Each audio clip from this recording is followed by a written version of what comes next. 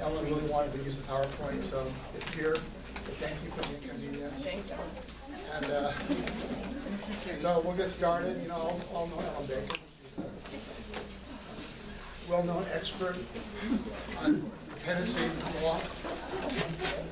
Yes. And she gives us at least once a year a really good review of the law. Yeah. Okay, we're missing Steve this time. He wasn't prepared to do this year, so we're using Ellen. We have a lot of support from Steve, I do have to admit. A lot of support from Steve. Okay, guys, I gotta sit down. Sorry. I gotta sit down this time around. If you've never been to one of my case law reviews, we'll start with my disclaimers. One, I don't include every published opinion because we just don't have time. So I try and pull out the ones that I think are most relevant to your day-to-day work. Two, my synopsis should not substitute for actually reading the case, okay? So if you're planning on using any of these cases, don't just go by my PowerPoint, actually read the case in case your bench officer wants to ask specific questions. And then we do have, unfortunately, limited time to get through all of them. If you have specific questions about what the court held, I'm gonna just refer you again to go ahead and read the opinion. Because we have limited time to try and get through a lot of this. Okay. So we're going to start with cases regarding jurisdiction.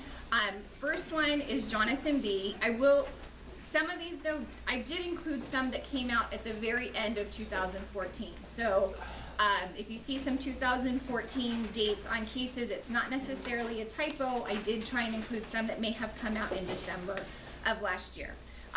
The basic holding of Jonathan B. Mother's immediate actions taken after father's assault against her removed her from failure to protect findings under subdivision A and subdivision B.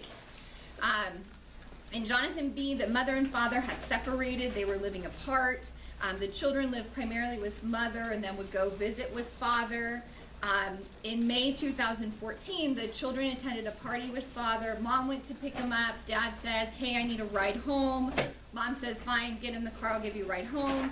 Father sees hickeys on mom's neck, gets a little angry, calls her names, pinches her, breaks her sunglasses. Mother said, knock it off, the kids are in the car. She gets to father's house, he gets out of the car, goes to the trunk, starts throwing stuff out of the trunk, comes around, starts punching mom through the window of the car. Mom immediately leaves with the kids in the car to the police report, to the police station to file a report. The department, of course, doesn't like that. So they do, in fact, file a petition alleging that father's violent conduct and the language that we see every day, mother failed to protect by allowing the father to frequent the children's home and have unlimited access to the children. The court sustains the language as it's pled, and the Court of Appeal reversed. And the reason that they reversed the jurisdictional findings as to mother was because they looked at the history of the family. The only other time there had been any domestic violence incident between this couple was 5 years prior. That mother failed to foresee that father would hit her was not unreasonable. She took the proper actions immediately after the assault happened. And interestingly also threw in that sustaining this failure to protect finding against mom would penalize her for having brought the incident to the authorities' attention. So they reversed the failure to protect count on mom, making her non-offending. Then we have N. Ray Jesus M., also another domestic violence case. The Court of Appeal reversed the jurisdictional finding under subdivision B based upon a finding there's no current risk of physical harm to the children based on domestic violence. Jesus M. is a 410 reversal out of Commissioner Marpet's courtroom. Prior to dependency, mom and dad had had a tumultuous relationship. Mom had a restraining order, dad had violated it. The referral got called in because somebody called in saying mom was leaving the children unattended. So the department, doing what the department does, basically when mom says, well, I did have a past history of domestic violence with the children's father, add that into the petition. So we get an A and a B talking about violent altercations, incidents that occurred through 2010 and earlier, an incident in 2013. So it was at least a year later these allegations were filed. all the kids say, not afraid of mom, not afraid of dad, never seen any abuse. And Marpet sustained the count under B, stating that this is a case where there's been domestic violence. The children have been injured emotionally, not physically, but emotionally. And that was the key for the Court of Appeal to say, I don't think so, because subdivision B does not provide for jurisdiction based on emotional harm. So they reversed the count. They did kind of look at the factors that have been set forth in NRA Daisy H from a few years ago. Parents have been separated a long time ago. The DV occurred more than 3 years prior. There was no evidence of current violent behavior. And the Court of Appeal basically said, if you really felt that there was emotional abuse here, department, you should have filed this petition under C. You didn't. We're not going to do that for you, and so we're dismissing the B. And then they add this little thing that's always my favorite: juvenile court not intended to punish parents for their behavior. So that is NRA Jesus M. NRA JC came out very end of last year out of Department 409, Judge Vasquez. Removal of minor from father's custody was supported by substantial evidence where father did not take steps to curb pregnant mother's drug use. For any of you who were in Department 418 when Jackie Lewis was at the bench, this was her favorite kind of count to sustain. Always had a failure to protect on drug counts against dads when pregnant moms were using, or when the children were born with positive toxicology screens. I gotta be honest, this one really bugs me, but we'll go through it. So the child was born with a positive toxicology screen. Mom had a long history of drug abuse. Mother was alleged to have failed, or excuse me, father was alleged to have failed to protect the child from mother's drug use. Mother pled no contest. Father submitted. Father received FR. Mom didn't, because they had lost prior kids. Father appealed, and the Court of Appeal affirmed it, basically saying that mother and father used drugs together during a relationship, lost 2 children previously. The evidence supported an inference that mother and father were using drugs together 5 months into her pregnancy, and because father knew mom was taking drugs while she was pregnant, and he did nothing to protect. Now, my problem with this opinion is the Court of Appeal doesn't explain what they thought father should have done. It's just sort of, well, you should have done something. And I believe there was some evidence that he had tried. Mom had said, I'm not using, like he really sort of took mother's word at face value, but that wasn't enough for the Court of Appeal. They also affirmed the dispositional orders based upon father's notes from programs, who described his progress as sluggish, and he had 2 no-show tests. How they tie that to the failure to protect, I don't know. Mother and dad had a long history of dependency, including 2 other children. They really sort of threw dad under the bus for all these other issues without, in my opinion, at least getting to the heart. So JC's out there. This is probably one that, if you have a case like this where you have a father or even a mother who's failing to protect on a drug count for the other parent, you're probably going to have to read it and see how you can distinguish the facts you have, or sort of point out some of the gaps in the Court of Appeal reasoning, which I genuinely believe are there. Right, Steve? That's correct. Thank you. Just want to make sure you're still awake. Okay, in Roxanne B, jurisdictional findings affirmed where the parents' neglect of the minor's mental health caused her to suffer a major depression. This is a 415 case out of Richardson's court. 16-year-old child had had 2 prior DCFS referrals for depression and suicidal thoughts. She emailed her teachers about being suicidal. Her mom got called to the school. Her mom wasn't really happy, yelled at the kid, pulled her out of school. The child was placed on a 5585 hold and was subsequently hospitalized 3 more times. When she was, the mother refused in-home services. Father apparently cursed the kid up and down about using her mouth to tell others about her problems. The department did offer a VFM contract for this family. The parents refused it, and so the department filed a C count, which Richardson sustained. On appeal, the Court of Appeal affirmed it. They rejected the parents' claim that there was no emotional damage at the time of the adjudication hearing. So as I read this, the parents' attorneys had sort of set it up because by the time the case was filed as a C count, the parents were accepting of services. They were trying to help her. They were taking her to all the appointments. So they sort of set it up as almost an N Rocco M and current circumstances at the time of adjudication.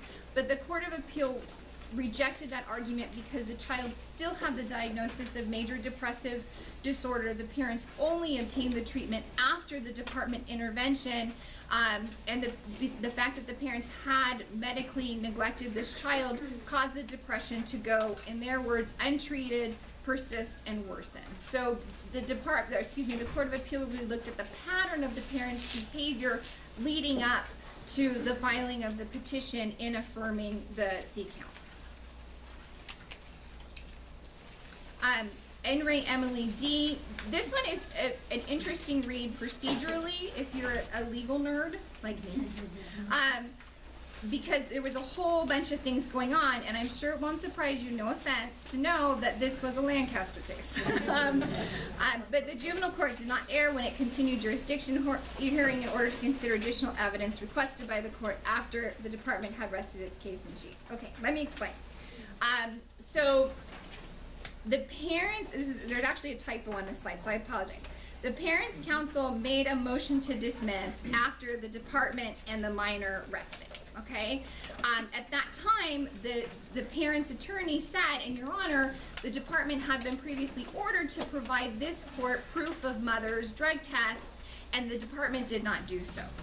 So Mordetsky said, wait, I need all that information. We're gonna continue this. Department, I'm gonna order you to submit mom's drug tests. Then she put it over, Mordetsky, she put it over. After she put it over, the department submitted a last minute information with those drug tests. Mordetsky looked at the drug tests and said, I'm denying your motion to dismiss under 350C, and I'm sustaining the petition. So mother appealed. The Court of Appeal affirmed it, saying basically the court is charged with receiving all relevant evidence that may have a bearing on the best interest of the child. And their reasoning basically was this was a prior court order that the department was ordered to provide this information, and it didn't. And therefore, the court was empowered to go ahead and put in abeyance the 350C motion until it could get all that information in front of it. There were two additional arguments on this appeal made about continuances being ordered by the court that were not on the record and not without good cause, but basically the Court of Appeal said, no, everything's affirmed.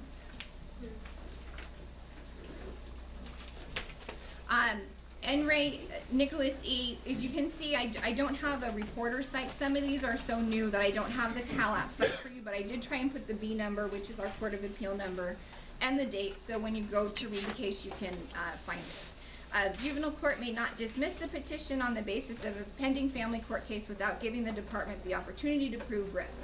So what this case really is sort of expansion of N. Ray AG, which is parents' attorneys we all know and love, because it's sort of trying to curtail some of our ability to make the AG argument by sort of setting forth more detail about what has to happen first. So in Ray Nicholas E., again, this was a 409 case with Judge Vasquez. Petition filed against the mother was alleging the children were described by B and C. Children were detained from mother, released to father.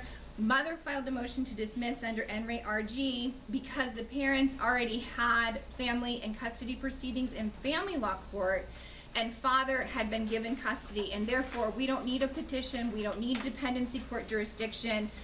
The court agreed, saying that adjudication on the petition would be, quote, a futile exercise, and dismissed the petition. First of all, there's a whole discussion, and that's why I put yawn, that whether or not the Court of Appeal has jurisdiction to hear an appeal over a dismissal. If you're really a law nerd, and even I'm not that, you can read that. But it was really sort of like, let's get to the point. The point is, Nicholas E. really sets forth what I would call a blueprint for adjudication hearings. There has to be a dismissal prior to the adjudication, which is what happened in Nicholas E., sets forth a departure from this blueprint, as the Court of Appeal put it. and they sort of explain their reading of N. Ray AG, which is basically that there was insufficient evidence adduced at adjudication to find risk because of the family court proceedings and because father was doing everything he could to protect those kids. Nothing in AG authorizes the court to skip the jurisdictional hearing altogether. And so if you have a case where there are family court proceedings and you're sort of thinking of this N. Ray AG, make sure you check N. Ray Nicholas E, because it really, like I said, sort of narrows when we can use AG. It may be an argument at the end of the adjudication hearing for the court not to find current risk, but you can't use it as a motion in limine, almost pre-trial, to try and dismiss the petition under this case. The department in Nicholas E asked the Court of Appeal to expressly disapprove of N. Ray AG, which the Court of Appeal declined to do. And so it means still that AG remains good law, and it's an argument to be made on the issue of current risk, not as a motion to dismiss. And if you don't know what N. Ray AG is, you need to go back 2014, I think? 2014. N. Ray MM, juvenile court erred in proceeding on a contested jurisdiction and disposition hearing where the incarcerated mother was not present and the error was not harmless. We don't see this a lot. Usually the Court of Appeal likes to say if the parent's in custody and they're not there, error was harmless if their attorney was there. So this is a really good case for parents. The mother was arrested for prostituting. The children were found in the backseat of her supervisor's car. She said it was her boyfriend. The police said it was her pimp / supervisor. So they took the kids into protective custody, filed a petition under B and G. At trial, there was confusion about where mother was in custody. There were the attorney indicated to the court, Your Honor, she may be in custody in San Bernardino County. I believe this was Soto, who remarked, noted.